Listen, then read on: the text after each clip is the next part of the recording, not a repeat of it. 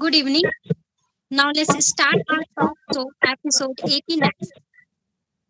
The only thing that stands between you and your dream is the will to try and believe that is actually possible. It's a beautiful quote quoted by Joy Brown. So with this quote, I would like to bring our talk show name Conversation with Consultants with episode 89 of our guest talk series. Good evening everyone. I am Rima Kumari, ECR coordinator of SKANG. I am your host for today's talk show. Before I begin our talk show, let me briefly introduce SK Associates and Group. We are an ISO certified management consulting firm registered under the MSMED Act 2006 with the Government of India.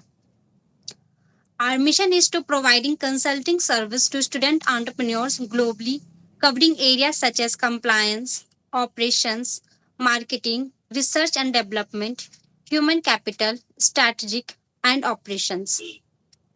Our passion lies in helping these budding entrepreneurs bringing their dreams to life and contribute to global economics growth. Entrepreneurship is a catalyst for change and innovation. It's a powerful force that can reshape industries, transforms lives, and make the world a better place. We are committed to supporting student entrepreneurs on their journey, equipping them with the tools, knowledge, and network they need to succeed. Now, before I begin our show, let's take a moment to introduce our guest for today. It gives us immense pleasure to welcome Mr. Hanu Goyal, practicing company secretary of Hanu Goyal and Associates, to this special event. We are truly honored your presence today and we are delighted to have you here in this talk show to share your insight with us. We would like to start this interview. Our first question for you. What inspired you to become a company secretary? Thanks Rima ma'am, thanks SK and associates.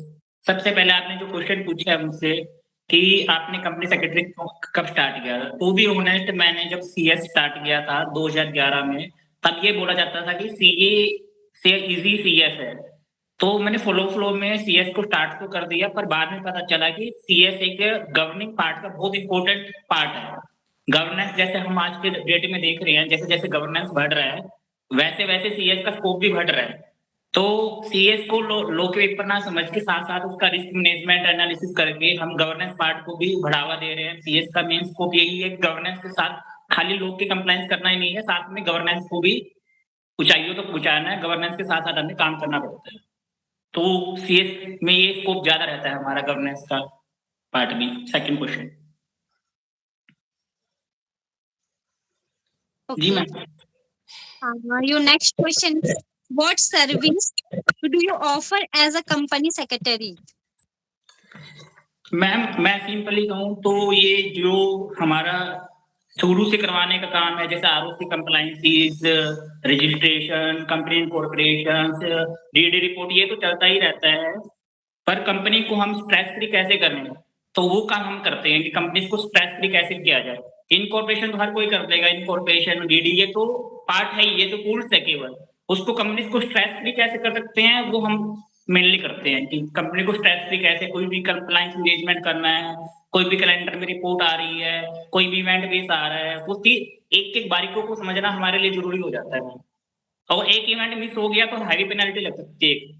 छोटी सी एक board report में 1 minute की date भी कल चली गई तो penalty को हमें पेनल्टी लग सकती है, जिससे हमारी कंपनी के रेपुटेशन पे भी असर पड़ता है।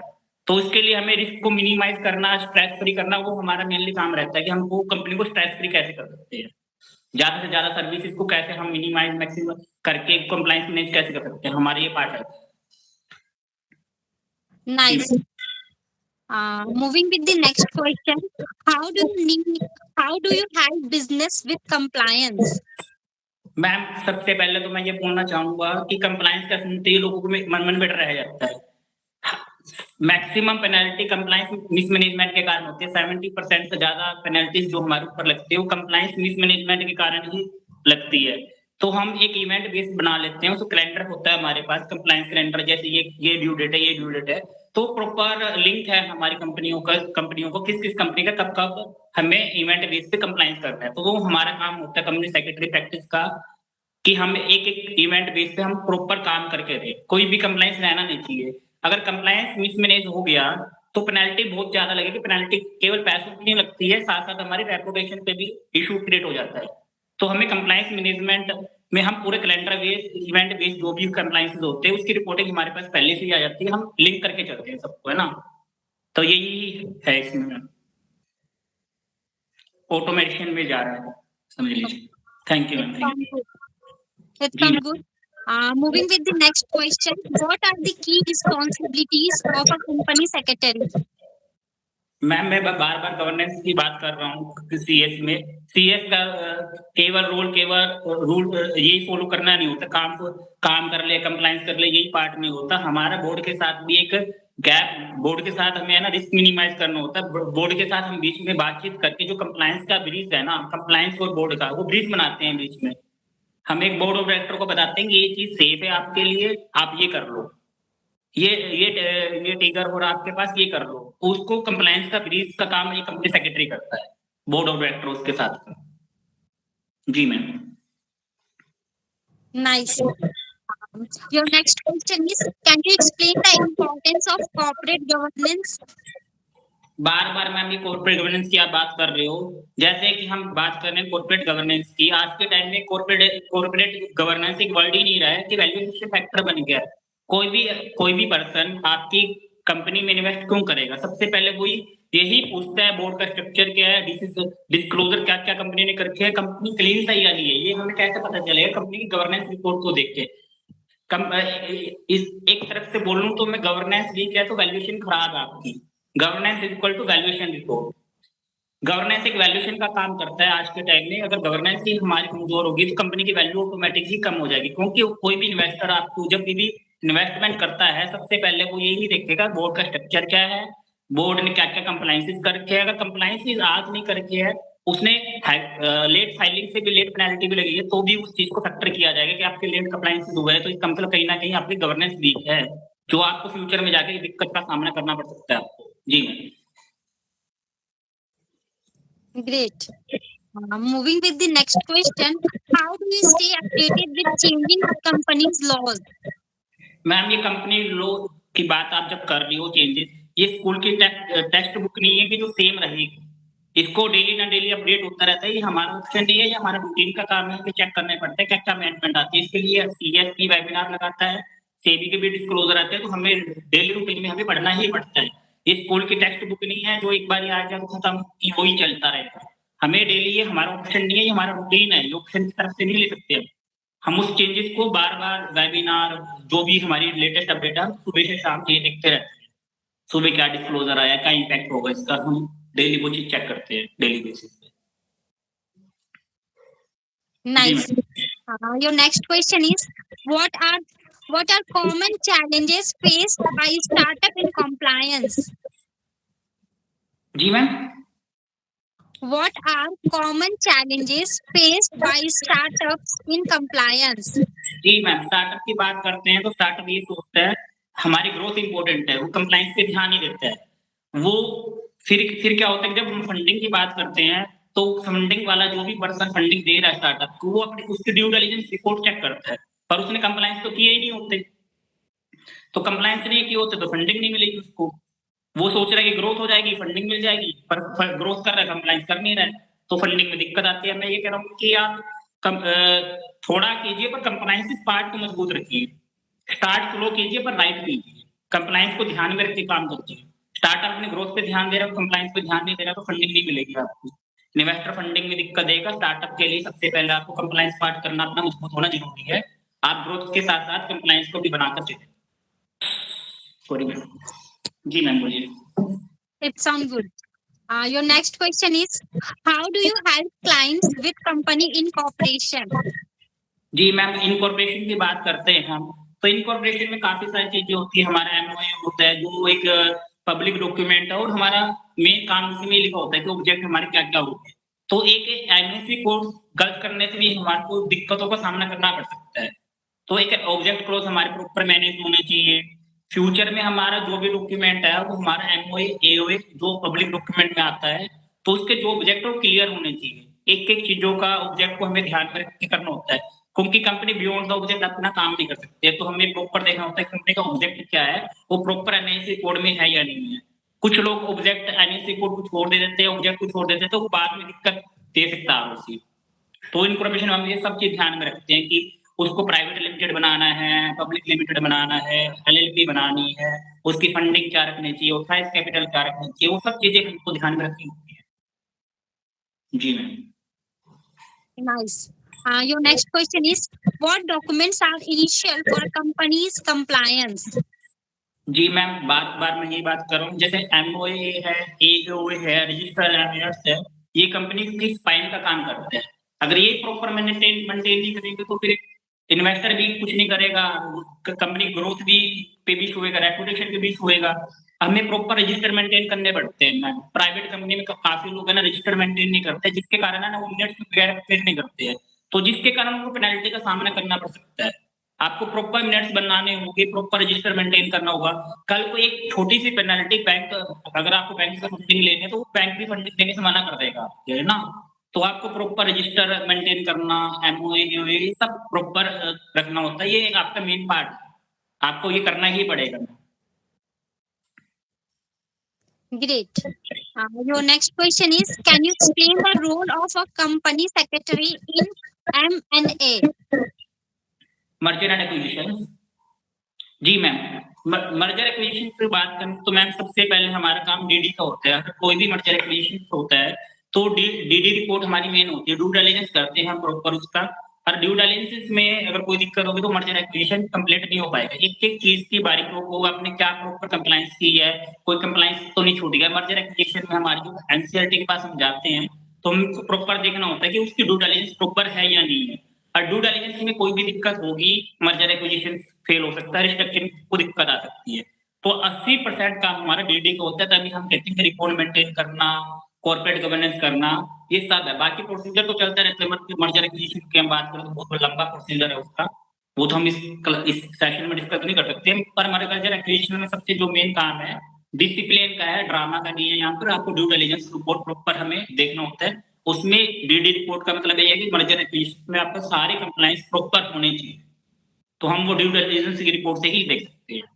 हम उसका डीडी निकालते हैं, 10 साल में कोई कंप्लायंस तो नहीं रहा है, क्या मिनट्स प्रॉपर है या नहीं है, तो उस वजह से हम उसका डिसीजन को देखते हैं। जी ma'am. Nice. Moving with the next question, what are the consequences of non-compliance for a company?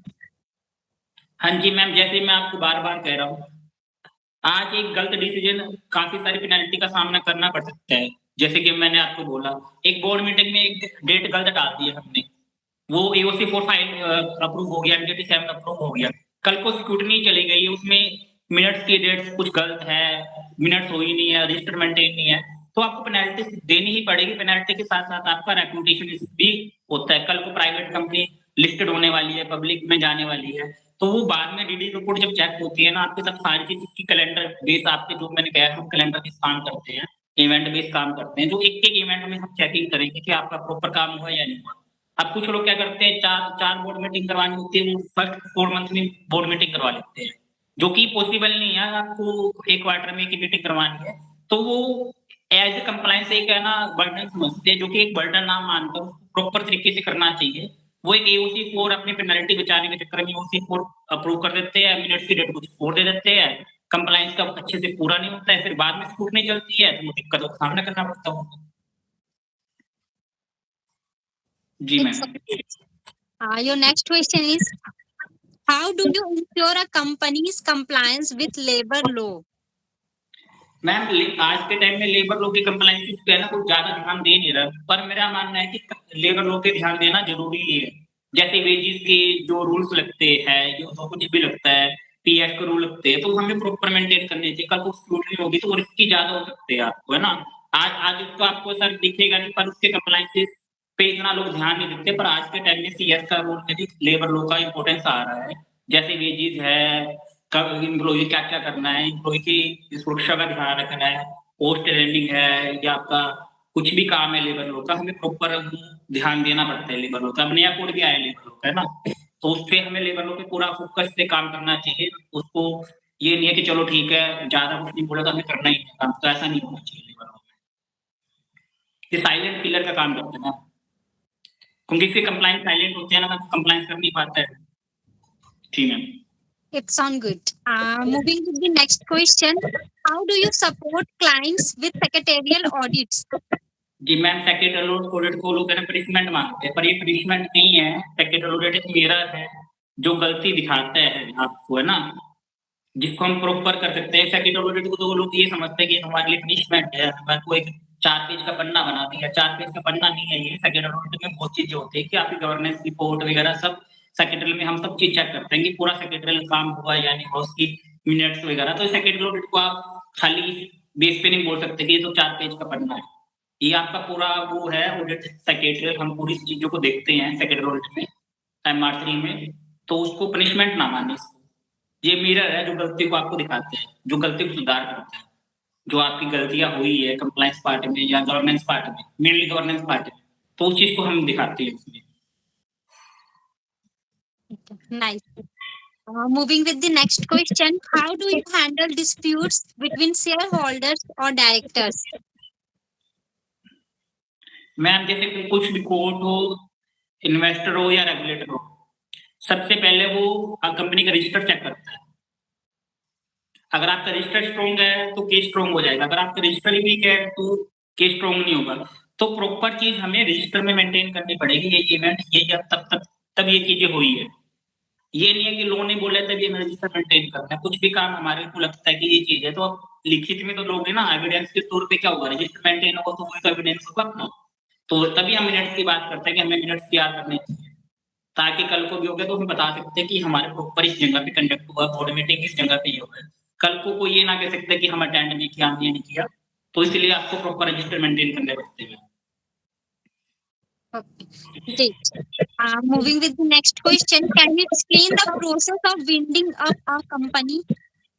Ma'am जो ये वाइंडिंग अप की बात करते हैं हम, जिसमें स्ट्राइक ऑफ करते हैं, तो ये स्ट्राइक ऑफ को लोग है ना बर्डन समझने लग जाते हैं कि हमारा काम नहीं हुआ, ये नहीं हुआ, तो ये डिस्प्यूट क्यों हो रहा है, स्ट्राइक ऑफ का रीजन क्या है, डायरेक्टर के बीच में डिस्प्यूट है या उस चक्कर में है या किस किस वजह से डिस्प्यूट हो रहा है। तो पहले तो हम उसको सोल्व करने की कोशिश करते हैं कि स्ट्राइक ऑफ करना क्यों मैंडेटरी है। अगर आपका बिजनेस नहीं चल रहा है या क्या क्या पर्पज है, तो अगर मान लो डायरेक्टर के बीच में अनबन है कुछ भी, तो उसको सोल्व करके बिजनेस की ग्रोथ के लिए स्ट्राइक ऑफ करना ज्यादा सही नहीं माना जाता।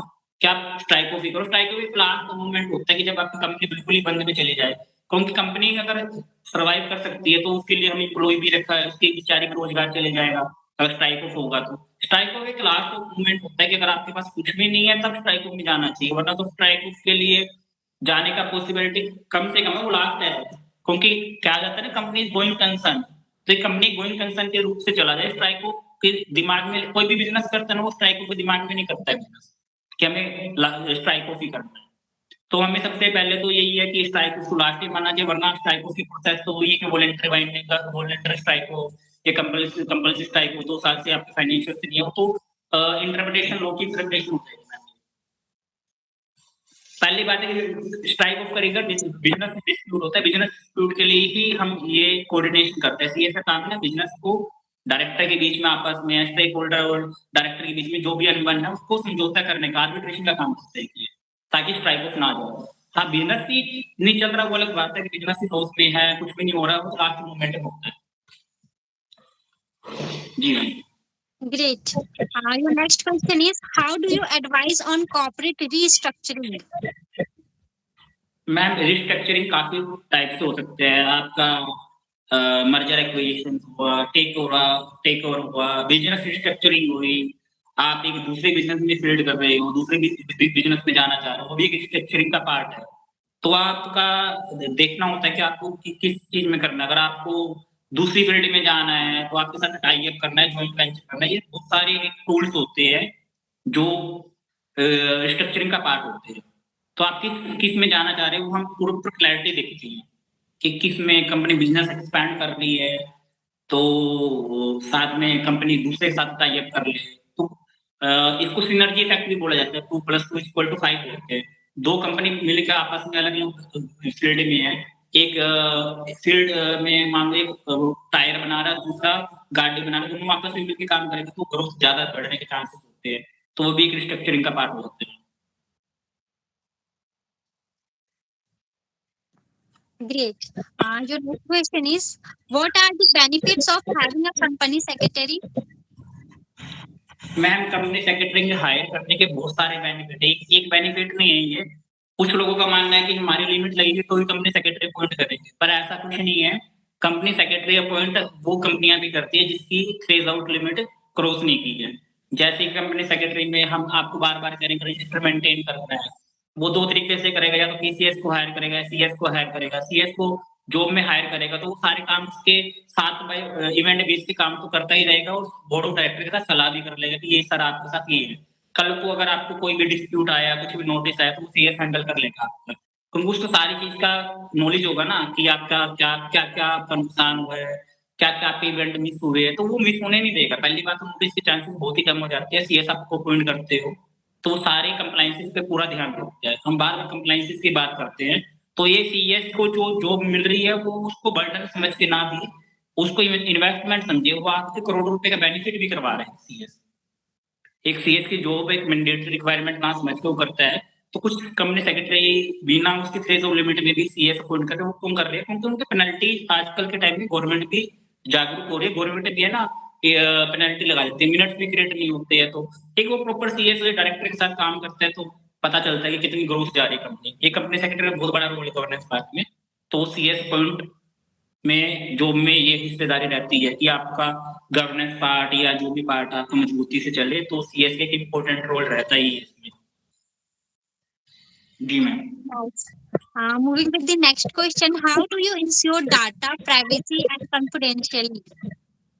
मैम, डाटा प्राइवेसी और कॉन्फिडेंशियलिटी की बात करते हैं, तो जो भी क्लाइंट का डाटा होता है हमारे पास, वो हम प्रॉपर मेंटेन करते हैं। ये चीज़ें डिस्क्लोज़र एग्रीमेंट में हमारा साइन होता है कि हम आपका डाटा प्राइवेसी में रखेंगे, किसी को डिस्क्लोज़ नहीं करेंगे। कोई हाँ, बट कुछ एक कंपनी जो रजिस्टर्ड हो रही है, वो प्राइवेटली डाटा मिसयूज़ हो रहा है, उसके ऊपर ध्यान देने की ज़रूरत है गवर्नमेंट को भी। पर हमारी साइड से तो हम ये रखते हैं कि प्रॉपर डाटा जो मेंटेन है क्लाइंट का, वो किसी के पास ना जाए। वो हमारे प्रॉपर सॉफ्टवेयर में सिक्योर रहता है। Great. Um, how do you support clients with corporate social responsibilities? जी मैम, आप सीएसआर की बात करें तो सीएसआर में जो खर्चे हैं वो 2% का बोला गया, वो सीएसआर में अमेंडमेंट भी आ गई है। तो सीएसआर का आपको बताया जाए तो सीएसआर को कैसे मैनेज करना हमें, तो एक फंडिंग करनी होती है 2% सोशल वेलफेयर में। तो हम उसको सपोर्ट करते हैं कि ये सच में सोशल फंडिंग होनी चाहिए। कुछ लोग पैसा लेके वो फंडिंग नहीं करते, वो वापस कर देते हैं, तो वो काम ना किया जाए, तो उसपे हम सपोर्ट गाइडेंस प्रॉपर देते हैं कि कंसेक्वेंसेस क्या नुकसान दे रहे हैं। सीएसआर का एक सोशल रिस्पॉन्सिबिलिटी होती है जो शेड्यूल 7 में आपको दी गई है, उसमें ही खर्चा करना होता है। तो वो प्रॉपर ध्यान में देना होता है कि शेड्यूल 7 में ये आपका खर्चा है, तो वो हमें देखना होता है। Great. Moving with the next question, are the key skills required for a company secretary? Legal knowledge जो आप की बात कर रहे हो, स्किल रिक्वायर्ड होती है कंपनी सेक्रेटरी में। अभी सबसे पहले तो लीगल नॉलेज होनी चाहिए। क्या आपके पास लीगल नॉलेज है या नहीं है? ड्राफ्टिंग स्किल्स आपकी जो होती है, वो ड्राफ्टिंग स्किल्स आपकी होनी चाहिए। डिटेल्स कम्युनिकेशन आपका अच्छा होना चाहिए। आपकी एथिक्स अच्छे है या नहीं है? एथिक्स प्रॉब्लम सॉल्व कैसे करोगे, आपको वो होना चाहिए। आपकी एबिलिटी देखी जाती है, टाइम मैनेजमेंट देखा जाती है। ये सब एसेंशियल है की फैक्टर अपनी कंपनी सेक्रेटरी का। आपके पास सबसे पहले तो लीगल नॉलेज होनी चाहिए। सबसे की फैक्टर आपकी लीगल नॉलेज, वो आपको हमेशा अपडेट होना पड़ेगा उसके लिए। दूसरे आपके ड्राफ्टिंग स्किल्स, आपकी ड्राफ्टिंग स्किल्स कैसी है वो होना चाहिए। कम्युनिकेशन आपकी कैसी है, आप क्लाइंट्स को कैसे मैनेज कर रहे हो, आप जॉब में बोर्ड ऑफ डायरेक्टर से कैसे मैनेज कर रहे हो, शेयर होल्डर की मीटिंग में आप कैसे मैनेज कर रहे हो। अगर आपके एथिक्स की बात करें तो एथिक्स प्रॉब्लम सॉल्विंग होनी चाहिए। स्टेक होल्डर को कोई डाउट आ रहा है तो वो सीएस कैसे सोल्व करेगा, वो चीज होनी चाहिए। इफेक्टिव टाइम मैनेजमेंट होना चाहिए, आपको प्रॉपर टाइम मैनेजमेंट होना चाहिए। टाइम मैनेजमेंट बहुत इंपॉर्टेंट है सीएस के फैक्टर में। जी ma'am. It sounds good. Moving with the next question, can you explain the role of a company secretary in fundraising? Ma'am fund rising में आपको मैंने कहा कि रजिस्टर मेंटेन प्रॉपर होने चाहिए, आपकी कैपिटल स्ट्रक्चरिंग जो होने चाहिए, कंपनी सेक्रेटरी वो सब काम करते हैं, जैसे कैपिटल स्ट्रक्चरिंग है, उसको इक्विटी अथवा कैपिटल बढ़ाना है, तो वो क्या करेगा, फंड फंड फंड को इंक्रीज करना पड़ेगा, तो उसमें रूल लग जाएगी, डिसोल्यूशन वगैरह लगेगी। तो वो एक नॉर्मल कंपनी के डायरेक्टर्स को नहीं पता होता है, अगर वो इस फील्ड में नहीं है, तो वो कंपनी सेक्रेटरी मैनेज करता है कि आपको प्राइस कैपिटल कितनी बढ़ानी चाहिए। अगर वो प्राइस कैपिटल बढ़ा रहे हैं तो प्राइस कैपिटल में क्या क्या रेगुलेशन लगेगा, क्या क्या डॉक्यूमेंटेशन लगेगी, वो सारा काम सीएस को होता है। अप्रूवल किस किस की लगेगी, ड्यू डिलिजेंस किस किस का होगा, तो वो सारी फंड राइजिंग में काम करता है, फंड राइजिंग में ना। जी Nice. Moving to the next question. What are the latest trends in company secretarial practices? जी ma'am. What are the latest trends in company secretarial practices? Latest trend ma'am digital filing होगी आज के time में, virtual meetings होंगी, board of director virtual meetings कैसे कर रहे हैं, कंप्लायंस ऑटोमेशन टूल्स आ गए हैं, ईजीएस गवर्नेंस हो गया है, डिस्क्लोजर हो गया है, स्ट्रॉन्ग ऑडिट फोकस हो गया है, कि ये की ट्रेंड चल रहे हैं आज के टाइम में ना। सारे डिजिटल वर्चुअल मीटिंग्स ये सब लेटेस्ट ट्रेंड है आजकल के कॉर्पोरेट सेक्टर प्रैक्टिस में। Your next question is, how can someone start a career as a company secretary? जी मैं कंपनी सेक्रेटरी से स्टार्ट करने से पहले आपको जो भी है, पहले तो आपको ये ध्यान देना पड़ेगा कि आपको कंपनी सेक्रेटरी ज्वाइन क्यों करना है, सबसे पहले तो। उसके बाद आपको 3 स्टेजेस होती है, फाउंडेशन, एग्जीक्यूटिव, फाइनल। तो आपको ये तीनों स्टेजेस पूरी करने के साथ आपको प्रॉपर ट्रेनिंग मैंडेटरी होती है, वो आपको पूरी करनी पड़ेगी। आपको अपडेट स्किल्स पे काम करना पड़ेगा। उसके बाद लर्निंग एंड नेटवर्किंग पे भी आपको काम करना पड़ेगा। ये पूरा प्रोसेस है कंपनी सेक्रेटरी को करियर को स्टार्ट करने का। Nice. Moving with the next question. How do you help clients with annual compliance requirements? जी मैम, सबसे पहले तो हमें एजीएम प्रोसेस जो है वो प्रॉपर्ली हुई है या नहीं हुई, उसके बाद फाइनेंशियल्स की अप्रूवल, उसके बाद हमें फाइलिंग करनी होती है AOC 4 MDT 7 as per requirement, director 3 KYC proper है या नहीं है वो भी हम पूरी करते हैं, DPDC and other annual filing through a second structure plan.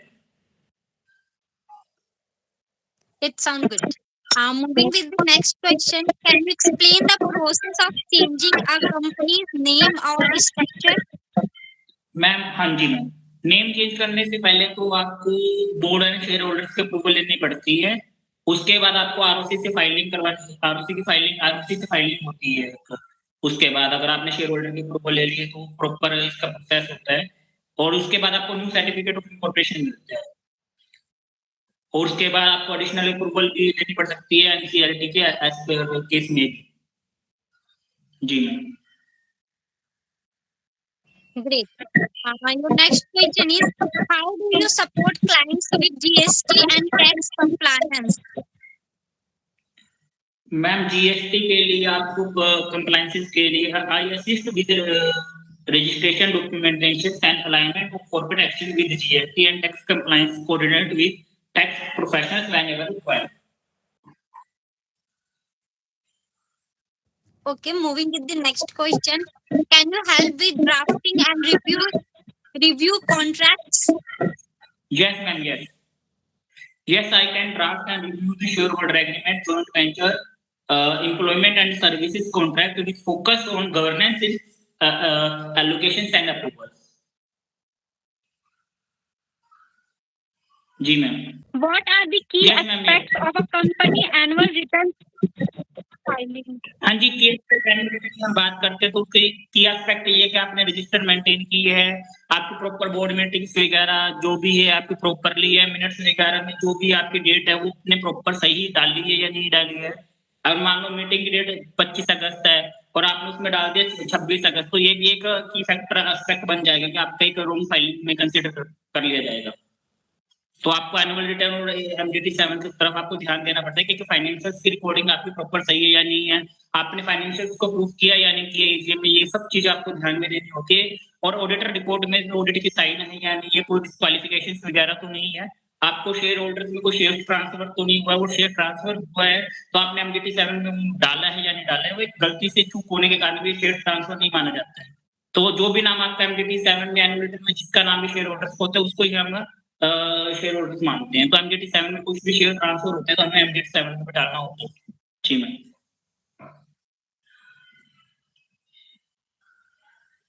Great. Your next question is, can you help with obtaining license and permitted? Licence sorry ma'am. Can you help with obtaining license and permits? Licence what for? किस चीज का licence? And permits. Company का licence. Okay ma'am okay.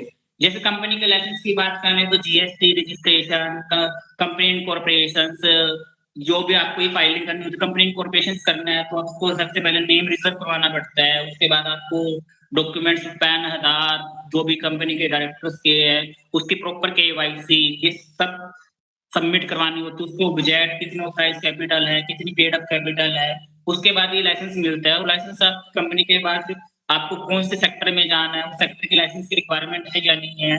और उस food licence है किसी को तो फूड लाइसेंस की रिक्वायरमेंट है या नहीं कंपनी के ऊपर। वो कंपनी के स्ट्रक्चर और कंपनी के ऑब्जेक्ट पर डिपेंड करता है कि हमें कौन सा लाइसेंस फर्दर लेना पड़ता है। सबसे पहले तो कंपनी रजिस्टर करने के लिए सर्टिफिकेट ऑफ इनकॉर्पोरेशन होना मैंडेटरी है।